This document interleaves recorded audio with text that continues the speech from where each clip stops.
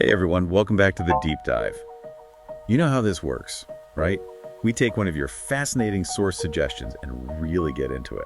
And today, oh boy, today we are tackling media propaganda power, the whole deal. And our source material this time is a classic, Manufacturing Consent by Noam Chomsky and Edward Herman. Yeah, this one's a heavy hitter. It really makes you question everything you thought you knew about how the media operates, even in, supposedly free and open societies. Oh, okay, so let's not beat around the bush here. Right out the gate, this book drops this concept called the propaganda model. Can you sort of break that down for us? What's the core idea? So the propaganda model basically argues that even in, democratic societies like ours, the news we get isn't the subjective picture of reality. It's filtered. It goes through a whole series of filters that serve the interests of, the people in power. Filters, huh? Yeah. That's kind of ominous sounding.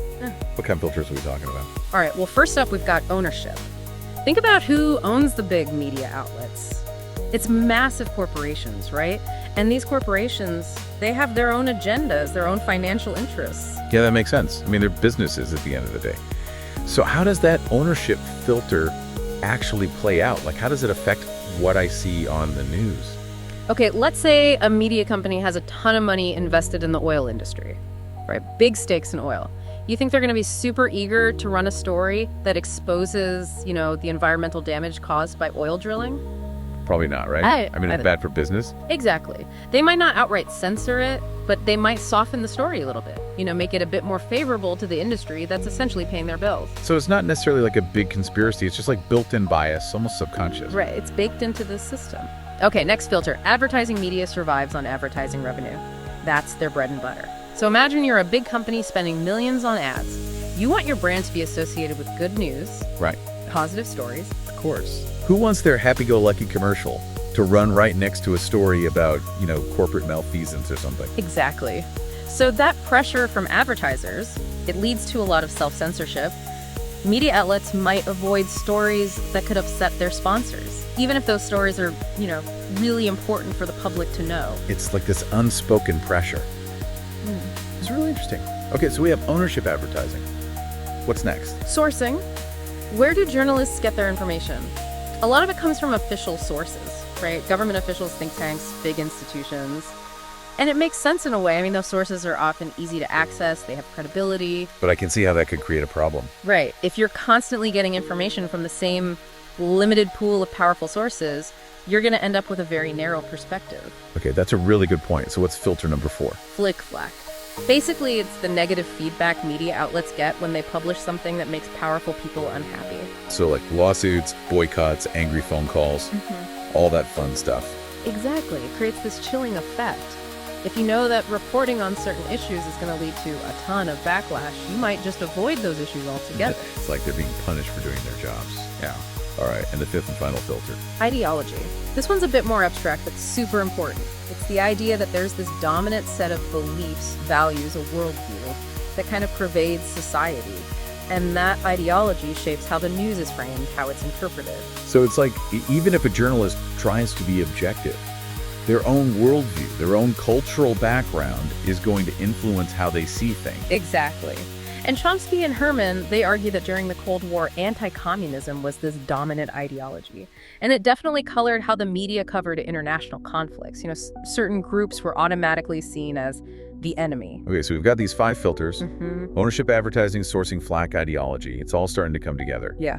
But how do Chomsky and Herman actually show that this model is playing out in the real world? I mean, it's a compelling theory, but do they have evidence? They do. They dive into a bunch of case studies.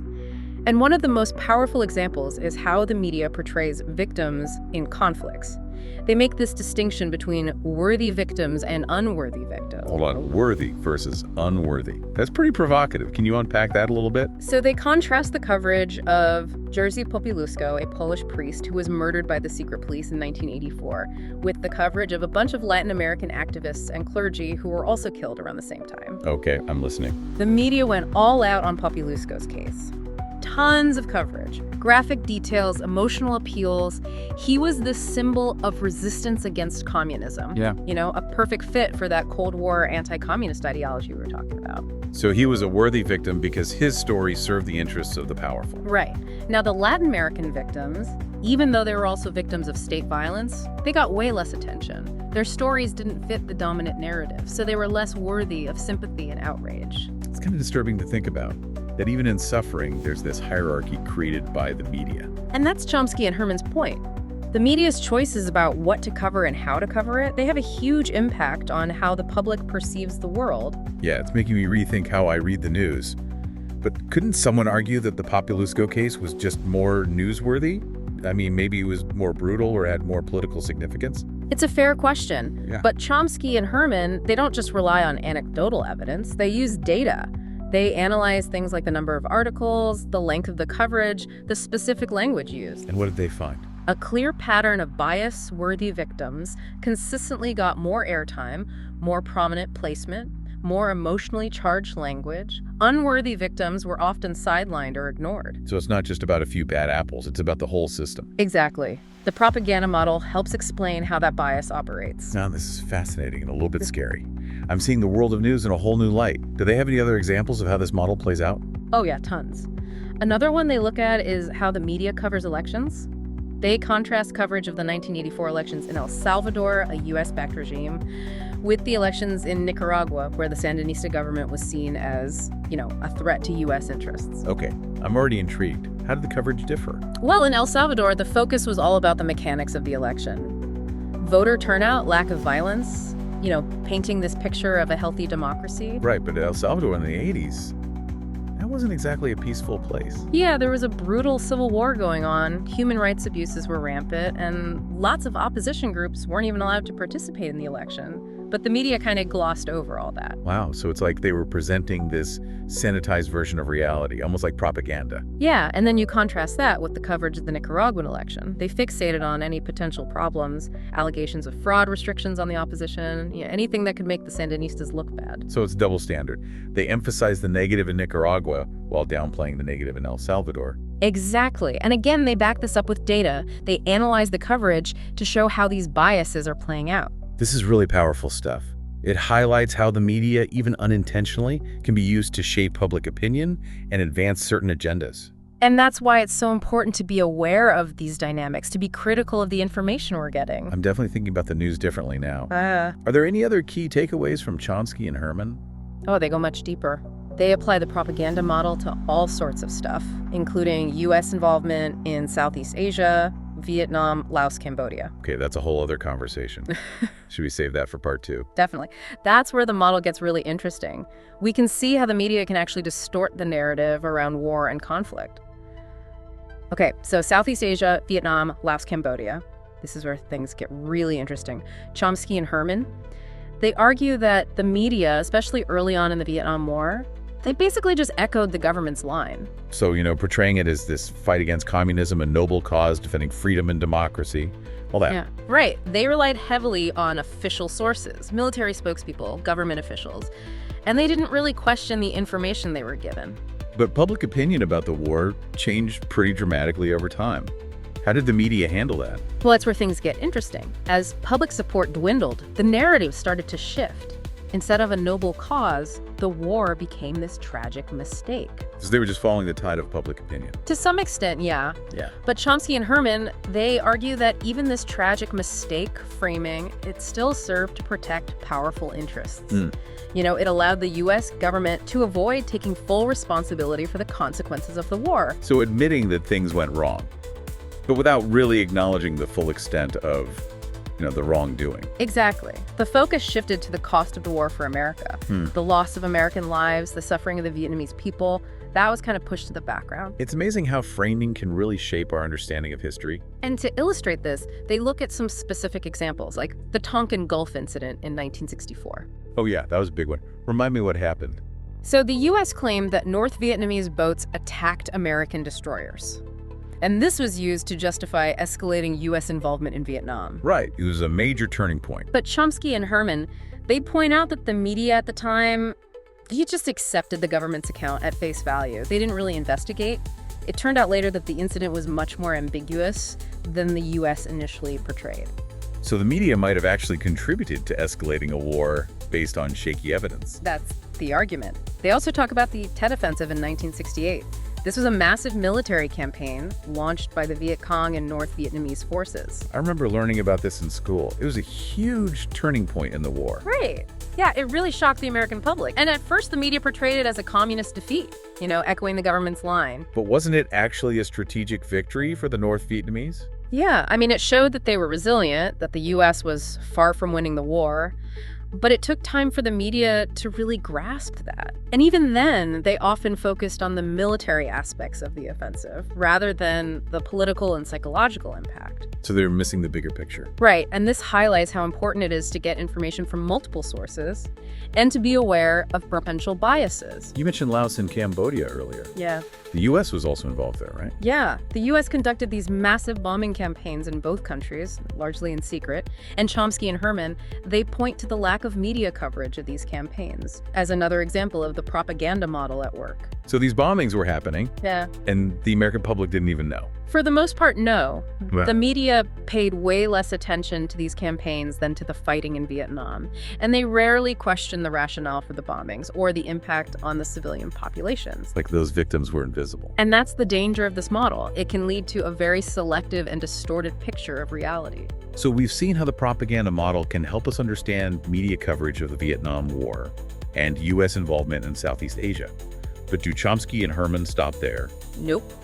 They apply the model to all sorts of other issues, including domestic stuff, like labor rights, environmental concerns, the power of corporations. So it's not just about war and foreign policy. It's about how a whole range of issues are presented to the public. Exactly. The same filters that shape our understanding of global events, they also influence how we perceive things closer to home. This is really fascinating. I'm eager to hear more about these domestic examples. Should we dive into those in the final part of our deep dive? Let's do it. It'll be interesting to see how the propaganda model plays out in our own backyard, so to speak.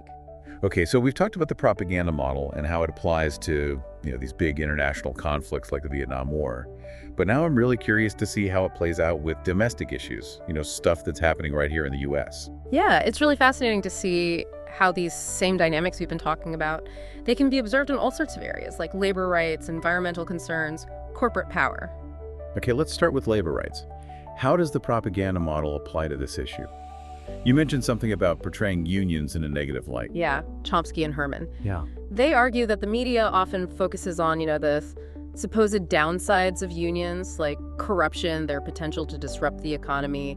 They're often painted as greedy, unreasonable. So, they're the bad guys in the story. Exactly. And this portrayal, it benefits corporations who obviously have an interest in weakening unions, limiting workers' bargaining power. Right. It's harder for workers to advocate for themselves if they're seen as the enemy. What about the positive contributions of unions? Do those ever get mentioned?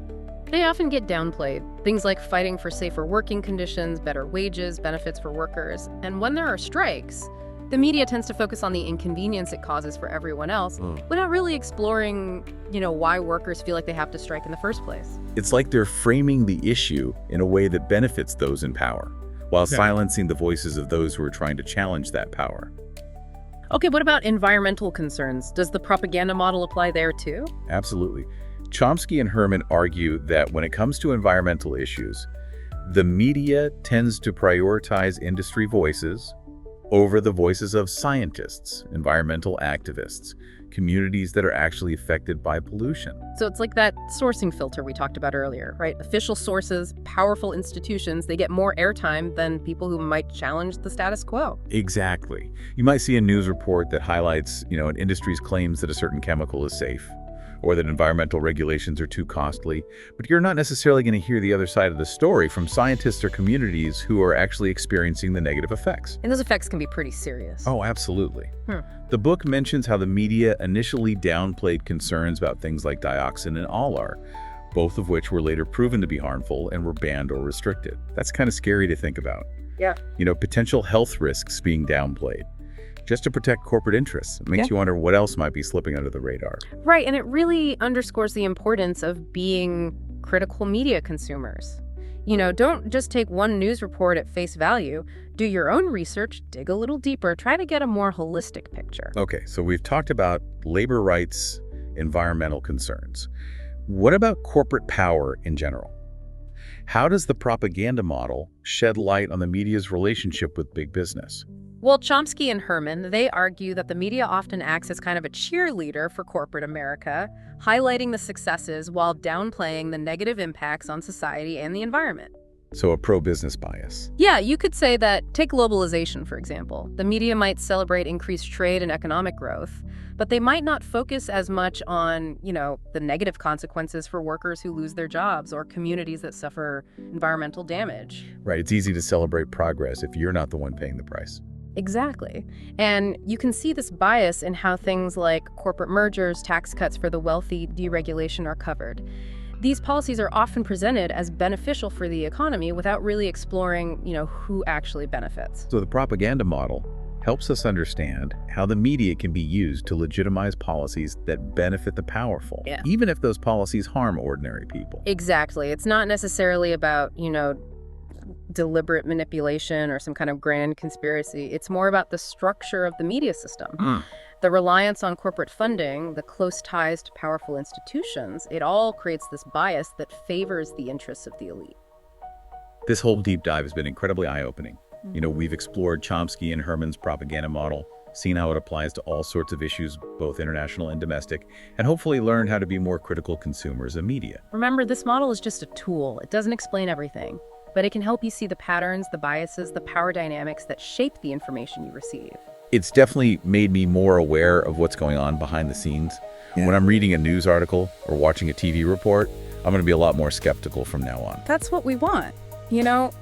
Question what you're told, seek out different perspectives, and be an informed citizen. Well, thanks for guiding me through this. It's a complex topic, and it can be kind of unsettling to think about. It's been my pleasure. Until next time, stay curious and slay critical.